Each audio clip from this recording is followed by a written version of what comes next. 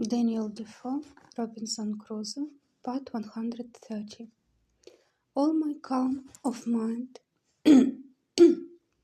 my resignation to Providence, and waiting the issue of the dispositions of heaven, seemed to be suspended, and I had as it were no power to turn my thoughts to anything but to the project of a voyage to the main, which came upon me with such force and such an impetuosity of desire that it was not to be resisted. When this had agitated my thoughts for 2 hours or more with such violence that it set my very blood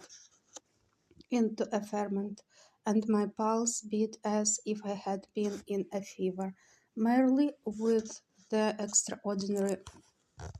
fervour of my mind about it, nature, as if I had been fatigued and exhausted with the very thoughts of it, threw me into a sound sleep. One would have thought I should have dreamed of it, but I did not know of anything relating to it, but I dreamed that as I was going out in the morning as usual from my castle, I saw upon the shore 2 canaries and 11 savages coming to land, and that they brought with them another savage whom they were going to kill in order to eat him. When on a sudden the savage that they were going to kill jumped away and ran for his life, and I thought in my sleep that he came running into my little thick grove before my fortification to hide himself, and that I, seeing him alone and not perceiving that the others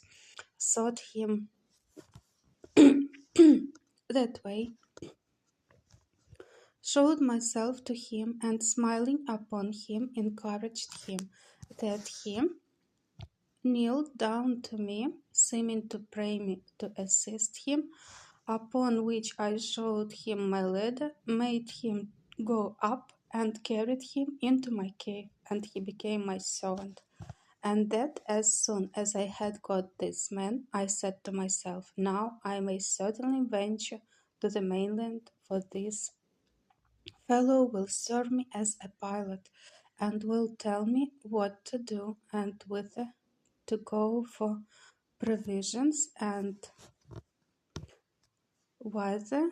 not to go for fear of being devoured, what places to venture into, and what to shun. I walked with this thought, and was under such inexpressible impressions of joy at the prospect of my escape in my dream, that the disappointments which I felt upon coming to myself and finding that it was no more than a dream were equally extravagant the other way, and threw me into a very great dejection of spirits. Upon this, however, I made this conclusion, that my only way to go about to attempt an escape was to endeavor to get a savage into my possession, and if possible it should be one of their prisoners whom they had condemned to be eaten, and should bring hither to kill. But these thoughts still were attended with this difficulty, that it was impossible to effect this without attacking a whole caravan of them and killing them all. And this was not only a very desperate attempt, and might miscarry, but on the other hand, I had greatly scrupled the lawfulness of it to myself, and my heart trembled at the thoughts of shedding so much blood, though it was my deliverance. I need not repeat the arguments which occurred to me against this, they being the same mentioned before. But though I had other reasons to offer now, viz., that those men were enemies to my life and would devour me if they could, that it was self preservation in the highest degree to deliver myself from this death of a life, and was acting in my own defense as much as if they were actually assaulting me, and the like.